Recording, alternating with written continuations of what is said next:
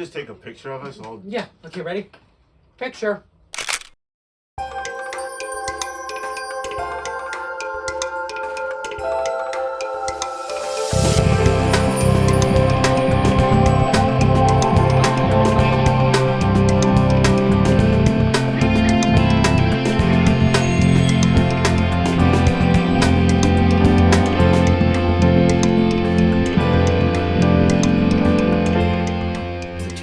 Is the logo proudly displayed?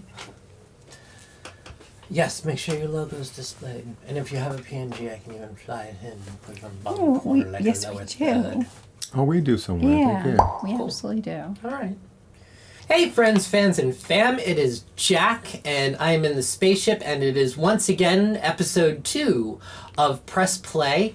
And today we are pressing play on the AJ duo, also known as Jeannine and Alan. And welcome to the show and the studio. I'm so glad that you're here today. We're so happy to be here. Thanks for having us, Jack. Excellent, excellent. So, little bit of background. We met at EKO through Steve Porcelli and Ralph Porcelli, and we were doing some work over there. We were doing some recording and some video. And as of since, you've continued to record and you've continued to perform live. Let's just get a little bit of history first. How about your first gig? How did you guys meet? How did you two get started working together? So I got a call from Alan to sub on a Christmas party, actually. Many years ago. Yeah. And it was like some senior citizen thing, I think. And he said, oh, it's no big deal. Just come sing a few Christmas tunes, fill in on some harmonies, whatever. I got there. We're set up on this big stage. And I'm in the room, and I'm trying to figure out how many people are there. And I realize that there's like a whole extra room. So there were like 1,000 people at this thing. Oh my gosh. So No pressure. that was my little tiny gig with the Alan Quinn Orchestra. Oh my gosh. Yeah. What a way to start your career with them. Yeah. So you were sub, and I'm assuming that you were just like sight reading from like, say, a standards book or something, or you knew We were material? just doing Christmas tunes Yeah, it was and mostly whatever. He Christmas called songs, some yeah. stuff, and I knew it, and I chimed in on what I knew. And calling audibles on That was Earth it. Gig. Yeah, absolutely. No. He Very still loose. does that. Very loose. Hey, whatever works. 30 burgers. 30 burgers. They're actually quite delicious. The burgers are delicious. Kind of want some cheeseburgers now. I know we have lunch waiting upstairs for us, but Tell me about your experiences there, Alan. What was the story with that? Well, there's a bunch of restaurants we've played in over the years, and one of the things that happened pre-2020, there seemed to be a lot larger, like there were 5-piece jobs and 8-piece jobs. There's still some of those, but coming out of 2020, we found that just working the two of us in smaller venues just became very popular, working in country clubs, working in little outdoor settings, working in restaurants. And I'll get to 30 Burgers in a minute, but the restaurant, just this past Wednesday night, we celebrated our 2-year anniversary of doing every Wednesday at a restaurant, an Italian restaurant in Bogota called Luca's. New Jersey.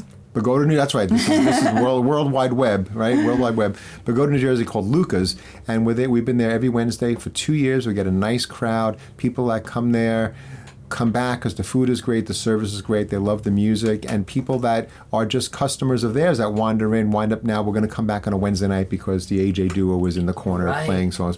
Right. So there is another restaurant that you mentioned earlier, 30 Burgers. We're going to be doing one Friday a month from May through September there, and that'll be posted on their social media, 30 Burgers Rutherford, and as well as our we have an AJ Duo Music Facebook and Instagram accounts, and we're going to put up flyers there. But those dates are kind of new, so that flyer is still in the makings. And that's our Those- second season there as well.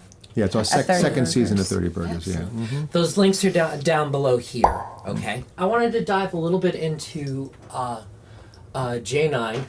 Yes. Jeannine. A little bit into your healing work. Sure. And using sound, and I understand that sound is basically if we don't get into too much of a philosophical conversation, sound is like basically what makes up the entire universe. Like, there was a word in the beginning, or there was a sound in the beginning, and that set everything forth. And specifically using interesting instrumentation to facilitate that. Can you tell us a little more about that? Sure. I would say maybe 2-3 years ago, I actually went to a course and I received a certification on using crystal bowls and metal bowls and different types of bowls for sound healing, tuning forks, things like that. And I do that currently every other Saturday in a healing center in Hasbrook Heights, New Jersey, called Healing for the Soul. I also do Wednesday morning meditations where we do some stretching, and then we have bowls for the last half of that class as well. And really, the goal there is really just to, bring some peace and light and serenity into a busy schedule and a busy day. So that's really been great and a joyful thing. And recently I just acquired a new little musical instrument for that too. I bought this little drum. So that's pretty cool too. I think the technical term is called a tongue drum. Yeah, it's a tongue drum.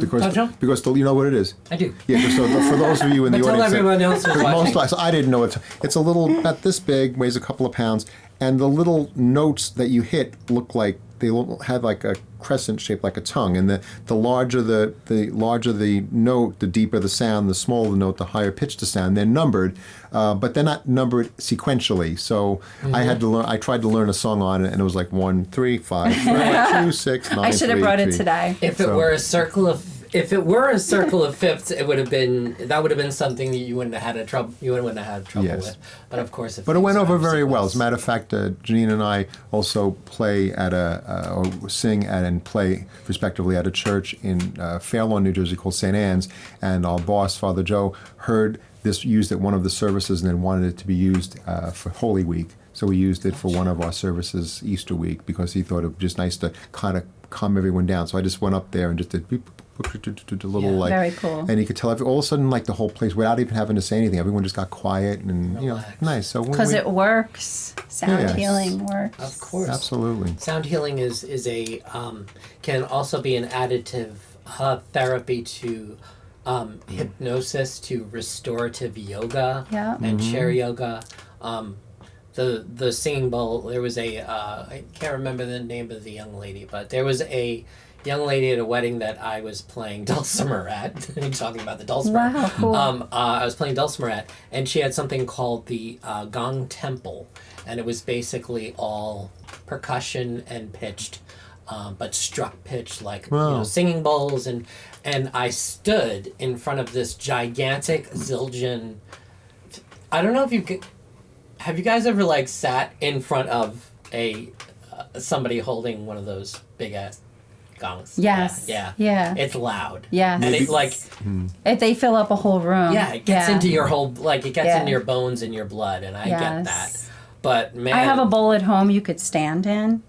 It's like this big, and you can stand in it and you can strike it on the side. Nice. I do it in the morning. Oh my gosh! You'll have to come visit. It's perfect. And if you use crystals, and if you use other sacred objects, bowls, besides running water, singing bowls are an excellent way of cleaning them, from what I understand as well. So. Yeah, that's extraordinarily cool, Jeannine, and I'm glad that you're using your skills and your talent and your years of expertise to bring healing to folks who really need it. Because, quite frankly, right now in this world, nobody's okay. Yeah, right. And we all need this kind of, this kind of healing. So that's good. So I'm gonna shoot over to Alan here for a second. So, Alan, you and I met as well at EKO, and I was your engineer, and you didn't know me from Adam, to quote a Bible verse. It's fine, we can do that. It's right after Easter, I mean, come on. They rolled the rock away, he was gone, everybody was fine, everyone had a big party. So you and I connected very quickly on something because you pulled out all the brass. And by all the brass, I mean you brought so much brass with you, baritones, trumpets, all kinds of wonderful, wonderful instruments. And then when we got to talking, you found out that I was a trumpet player. And specifically, it's a passion of mine. I started playing trumpet in earnest when I was in about 5th grade, 6th grade, I think.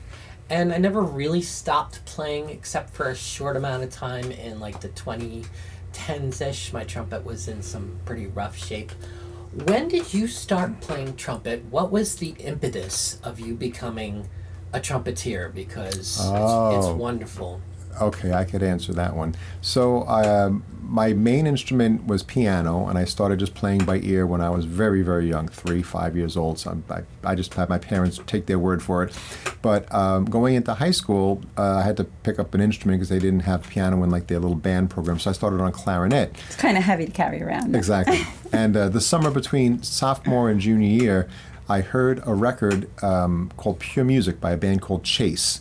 And they were a band that featured a lot of kind of cascading high note trumpets, and the leader, Bill Chase. Unfortunately, the band was half of the band perished in a very tragic plane crash in 1974. Oh my God, Leonard Skinner all over again. Yes, but this album came out, I think, in spring of the summer that they perished, and it was called Pure Music, and my ear just went right to it, and I just said I have to play the trumpet. So I started playing the trumpet, and I still, all these years, I've kind of kept in touch a little bit with the saxophone. As a matter of fact, that track that you referenced, we did a little recording, background track for ourselves of a song called Christmas Rapping by the Waitresses. Yeah. And Sucker. I decided, I decided to be the horn section for that track. And Yes. so I laid down a trumpet track, and you guys were the EKO is the best for everything. Trumpet track, a flugelhorn track, a tenor saxophone track, and a baritone track. And when we play at Christmas time, no one's sitting there, in the audience at a Christmas party. They don't know that it's me doing that, but I take a lot of pride in that. We know, Yeah, so we know. The people who matter know. We know. Yes, that, we yes, know. yes. that you had brought all the And that's rest. his, in pure like confession mode, that's his like, okay, I'm going to run and get a drink, or I'm going to go to the bathroom because the song is like 5 minutes long. Right, right. So he leaves me with my It's my sound check, our track. sound check Yeah. song. I do remember that song. I do remember that session, and I do remember for about 4 weeks, 5 weeks afterwards, I could not stop singing that song. But then I paid attention to the lyrics, and that's something that I don't normally do. I usually enjoy the music, the lyrics. Yeah, I didn't really listen to it too much. But when I heard it was really just a love song. It was like this woman was pining after this guy. It was like a serendipitous moment where she met him, but they didn't connect, and then she burned the turkey or something like that, and then she went to the grocery store, and there he is, and they're like, well, we have a can of like squash or something. Cranberries. Cranberries was so Yes. important to the meals, Thanksgiving meal or Christmas meal. So it was cute. It was a very cute love song. I'm thinking that might be one of the first ones that we did record together. Yeah. I might have been, Yeah. So the keyboard and the trumpet, piano and the trumpet have sort of been through my career for all these But years. I think you played guitar on that also. And you only really picked up guitar during the pandemic. That's exciting. Yeah, my brother's a great MonroeQuinn.com. He's a great guitar player, and I'm just kind of a hobbyist. But I bring the guitar to gigs. I have a couple of acoustics and a nice electric, and I just strum some songs and we have fun with it. So it's just a matter of we want to give people something, and we'd have some outdoor concerts coming up, and we do that. Just give it to people a different experience. So we do a couple of songs with the ukulele, the acoustic guitar. You too. About 4 or 5 songs to our pre-made tracks, and then keyboard and sings and harmonies and trumpets and lions and tigers and bears, and we have fun. Oh my! Exactly. Yeah. So Excellent. if I may start this, my band has been doing videos at EKO since the 80s. And Before he was born, the band was actually making videos.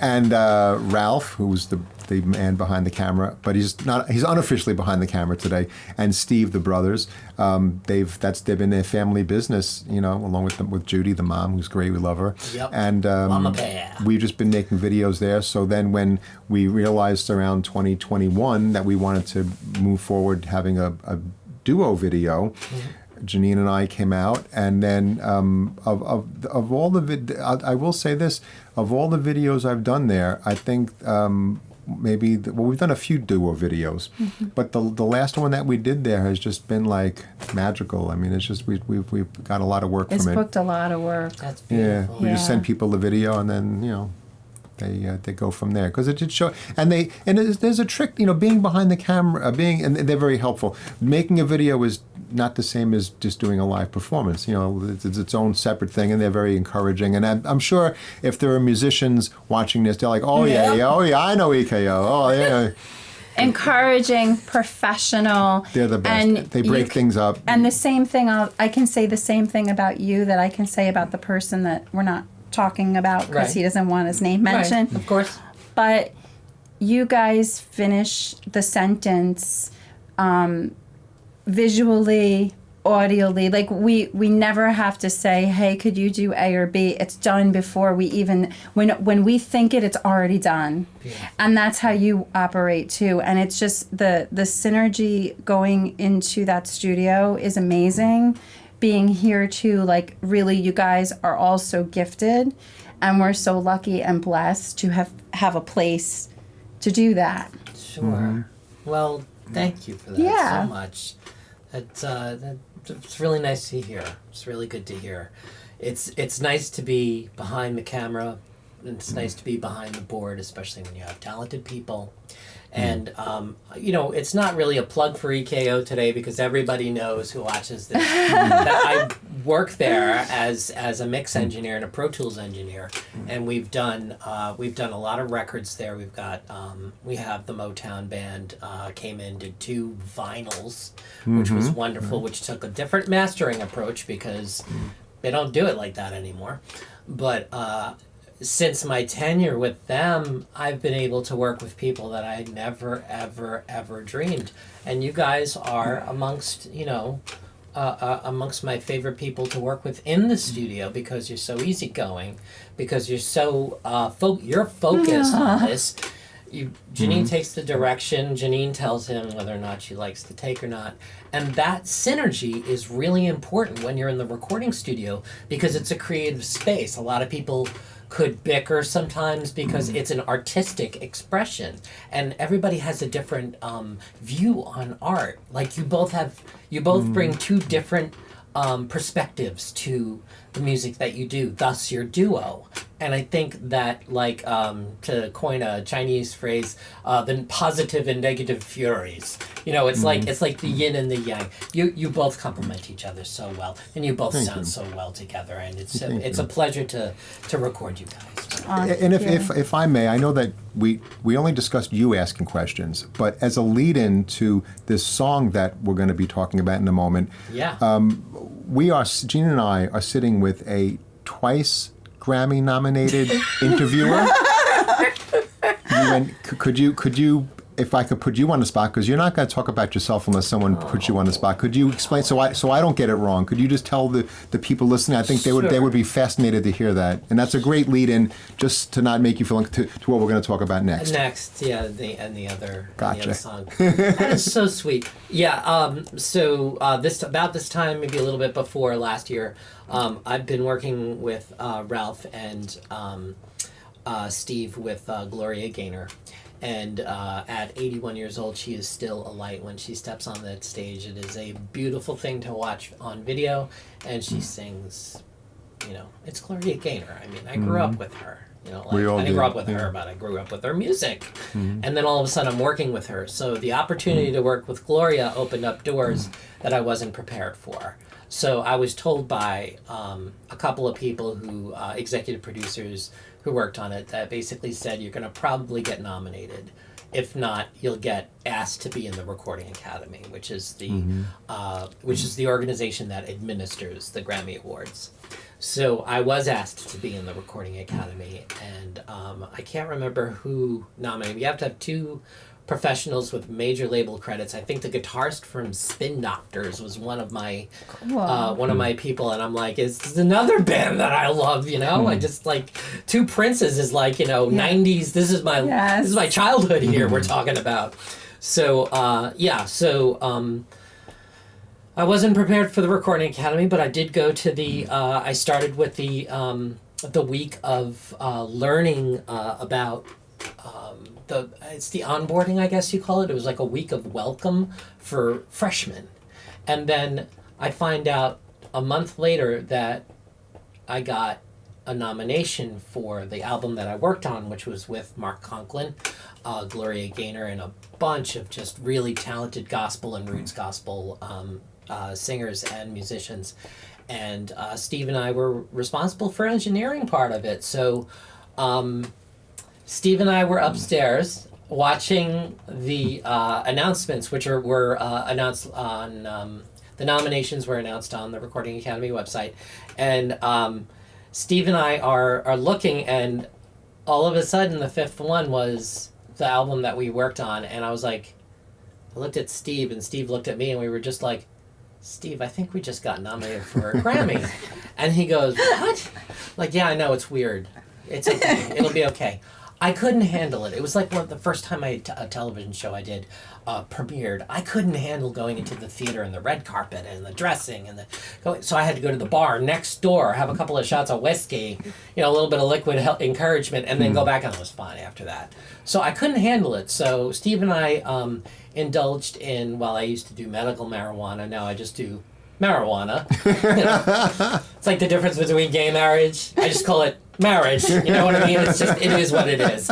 So I couldn't handle it. I got smoked because I couldn't handle it. And then all of a sudden the 19th, oh my gosh, it was Best Contemporary Blues Album came up, and the fifth one, I was leaning over, and I was so stoned off my gourd. And I leaned over, and it's on the corner of my TV screen. I see Antonio Vergara, The Fury, and I'm like, why does that sound familiar? And then I looked at it, I was like, Steve, I think I got another Grammy nom. And he's like, what? I'm like, I think I got another Grammy nom. And then the executive producer was like, you got another Grammy nom? What the heck? So as a freshman, it was nice to get 2 Grammy nominations. Of course, we didn't win. We lost out to Corey Henry from Snarky Puppy. He did this wonderful roots gospel album. And then, of course, Antonio Banderas' contemporary blues album. I don't remember who got the Grammy, but I do know that the album, I must have listened to 1,000 songs in about a month and a quarter to fulfill my duties as a Recording Academy member. So, but the trip was nice. We went to, you know, if anybody's watching who's gone over to the Facebook page, you've seen the pictures of Steve, Bree, Kristen, and I. We were all just having a great time at the Grammys, and I got to meet one of my childhood heroes, Rob Halford, who was a really sweet guy, and I've always heard he was a sweet guy 30 years ago. He was there, so we had Up the Irons and stuff like that. It's not on that picture, but there's on the big screen, Rob Halford comes up every once in a while. So being in the room listening to that, I mean, 3 awards in, Joe Bonamassa comes out, melts my face off. And it's like, what the hell am I doing? This is like a rock concert, but it wasn't. It was also, it wasn't heavy in a bad way. It was just like gravitas, you know what I mean? It was really wonderful. So, so we finished, we came home. The Grammy effect is in effect. I'm working constantly, and I feel tired. I started a record label, which everybody knows about, Lux Intus Records. But I started a record label because I didn't know what I was doing. And I did it, and now I'm just in corporate law, accounting, all that good stuff.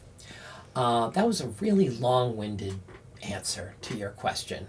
But yes, I will be collaborating. I'm collaborating with Mel B. I'm collaborating with Antonio Vergara again. I'm going to be playing probably some Hammond organ, maybe a little bit of honky-tonk, maybe a little bit of blues. You know, put some cigarettes on the black keys and see if I don't pop them off while I'm doing my riffs. So so that's going to be 2025, and so that segues beautifully into one of my final questions for you, and I am so happy to announce that Luxentus Records Corporation has provided AJ Duo a one record deal for a specific song that's actually kind of... Can you tell me about the night that you realized that you had to learn a song and then it became something a little bit bigger? Sure. Good. So Luca's is a very special place. There's a lot of regulars, as Alan was saying earlier, and one of the gentlemen that comes in there, his name is Jerry, and he is obsessed with this song. Do we have a picture of him?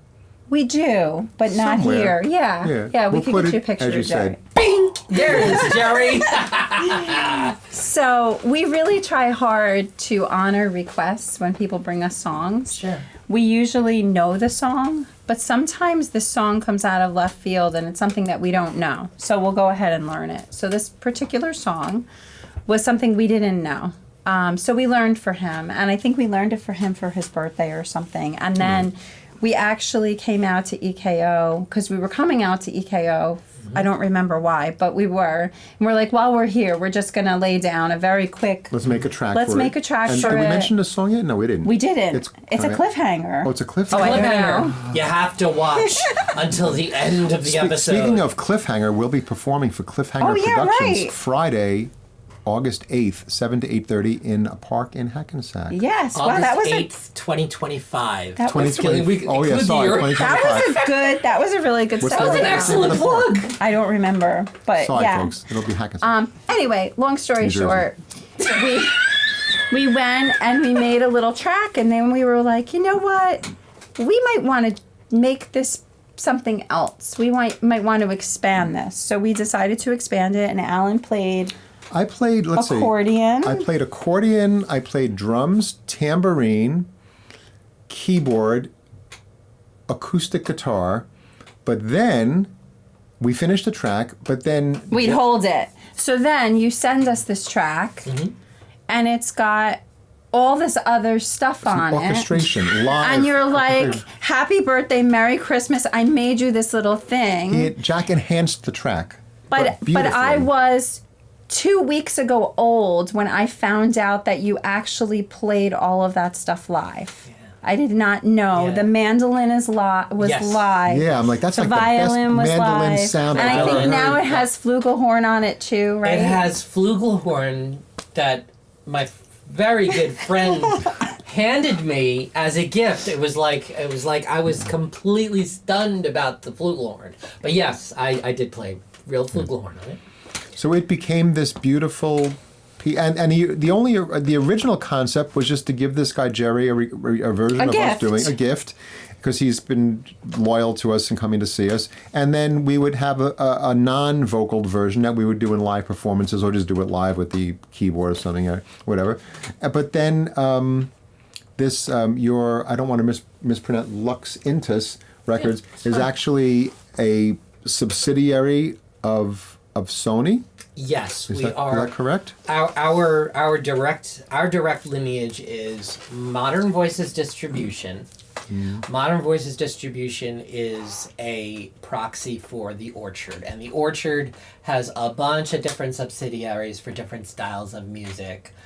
Specifically, I'm in the alt rock category, but that doesn't matter because whatever gets released gets released. And The Orchard is owned by Sony Music International, which means that we kind of bypass a lot of the checks and balances. You know, that when you're producing something for that's going to be distributed amongst Sony, you know that it's going to be quality. They don't need to have a musicologist look over the genres, look over the feelings, the moods, all that stuff. You add all that metadata and such. And so the song came out, and it's beautiful, and we're not going to give away the name of the song yet. We can't. We can? We can. Can we? Can we? I don't know. I don't know, can we? It's okay with me. Well, time. we haven't released it yet, and originally we were supposed to release it tonight, and I got distracted by 9,000 other things. But what we can do is, tomorrow there's another release. I'm not going to mention it right now. But what I propose is next Friday Okay. night, Saturday morning, 12:01. So do we want this to come out prior to the release, or do we want to mention the name of the song? And No, then this is going to come out now. Oh, like, this is out like now. I'm going to Okay, so- edit this sucker up, and we're Okay, got no, it. no. You can talk it up. We can even play a little snippet of it because we got all the mechanical rights. 1, 2, 3. Forget Domani. I just said Domani. Jeez. Okay, here's a little bit of what they did. My heart is beating like the jungle drums. Let's leave the minutes as they speed away and hope it's true what the people say. When you're in love, Domani never comes. Let's forget. So Forget Domani is going to be available on Luxentus Records Yay. next Friday, which is April 2nd. May so? 2nd. May 2nd. May 2nd. May Is that 2nd. funny? Month behind. My God, is that okay? Yes. Yeah. Release it? Okay, It's an so- inside family joke. May Yes. 2nd. So stay tuned. You can find all of the links to the AJ Duo's website. Here I'm going to post them all in right below the video in YouTube, and there'll be a ton of links. And then when the video goes live, you can also watch it on YouTube. You'll be able to stream and download it from any service. We put it out on every single service. That's great. And what a wonderful ending to a wonderful interview. Oh, thank you. Knowing Thank that you. We're so proud to be a part of this. I'm so grateful that you guys were able to, the two of you plus the person we're not talking about. I'm just grateful that all of you came today to join me here on the set and add to your expertise and your kindness. And every time you guys walk into the room, you make me feel like humanity's got a chance. Does that make Okay, sense? Same thing with you. for us. Same. Yeah. So this is Jack Walker in the spaceship with Alan and Jeannine, also known as the AJ Duo. Episode 2. You guys have a blessed and fun day, and I will catch you guys on the next Press Play. And peace and love. We will see you soon.